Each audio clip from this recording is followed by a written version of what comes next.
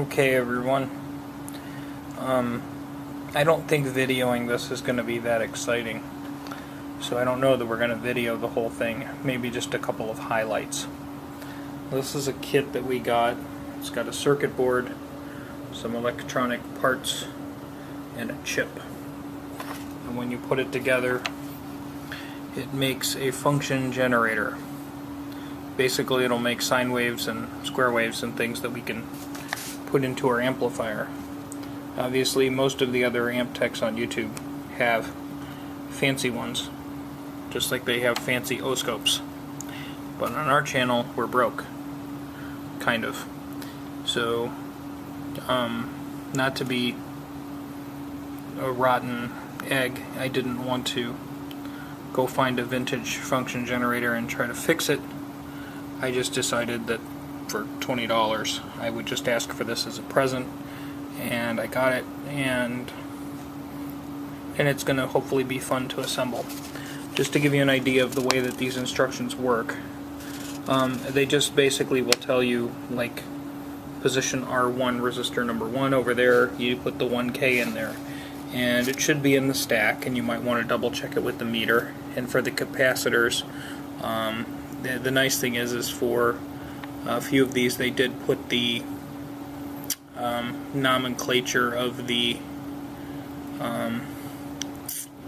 caps in there. So it's nice that they tell you whether it's electrolytic or nonpolar, and like for the nonpolar for C2 it just marks it as 104, which 104 is not actually a value, that's the marking on the capacitor for the amount of picofarads that's in there. So I'm just going to try to follow this through and put this together, and if there's any snags or anything interesting, I'll let you know. Okay, so I got my board together. Just spent about 20 minutes. I think it turned out okay. It says I can use somewhere between a 9 and a 12 volt power supply. I have a 9 volt one I use with that little oscope, so I'm going to just go rummage through my pile of pieces, parts, and find one for this. They said if you go over 12 volts it becomes unstable. Okay, whatever. Okay, so at least for sine wave here we're working. We have a sine wave, and I can vary its amplitude, and there's a course for frequency change, and fine for frequency change. So that seems okay. If I move this jumper over here, it's supposed to switch from sine to triangle. Yeah, it seems to do that. Actually, I guess if you take it off it does triangle, and then if you put this on it does sine. And then I guess if I move this over to here, I'm supposed to get square wave. Yes, I do. It looks like the square wave is significantly higher voltage. Yeah, the square wave is higher voltage. But it seems to work, and there's a lot of different frequency ranges. If you move this up or down this scale, it should give me like different frequencies. That's a much lower frequency. Yep, that makes sense.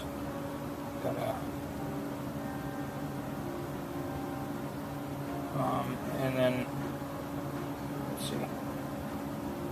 And we can go to like a high frequency. This should be like a really higher frequency, like above 3K. Yeah, that looks about right. Yeah, high frequency. So it's working. I'll just put it in its box and call it a happy day. Okay, so it's working now, and I can vary the amplitude and the frequency, so it works. That's good. So I'm just going to call that good. What do I like about this kit? It works, and it's cheap. What don't I like about this kit? The box. The box itself is annoying. It took me just as long to figure out how to put the box together as it did to put the device together. Just as an advice, they give you these short screws with nuts, and one normal human being would think that you're using that to screw the board to the non-conductive plexiglass. But the screws are too short. You're actually supposed to just put the screw and the nut on the plexiglass and use them as a standoff to space the board off the bottom. Had I known that, I probably would have saved a lot of time. Secondly, the dip chip sits a little bit high and causes a little bit of a gap in the box, but that's not the end of the world. So, you know, it is what it is. It's not perfect, but it wasn't terrible, and I can generate sine waves, and if I go over here, I can make triangle waves too. So I can make triangle waves, I can make sine waves, and I can make square waves. If I go over to, I take this out of here and I go into there, I can make square waves. So how exciting is that? Let's see, where's the amplitude? So yeah, I can make waves, yay, and it works. So hooray for that.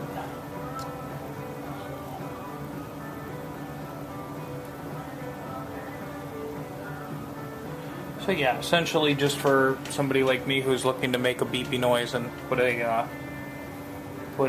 signal into a amplifier, that's great. We're at like 2 volts per vision, so we've got like 4 volts peak to peak there, 4.25 volts peak to peak, so that should be more than, that's probably way more, because what a guitar is going to be, what, how many millivolts, like maybe half a volt, something like that. So, you know, we'd probably set that to what, go down to, you know, there's 0.2 of a volt per division, so we, you know, maybe go there. That would be represent our guitar signal, and then we could feed it through our amplifiers. I'm not going to do that tonight because it's too late, and I'm probably going to get copyright strikes because I got background music. I love you, YouTube.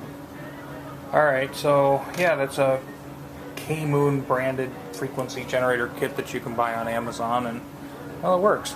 Alright, bye.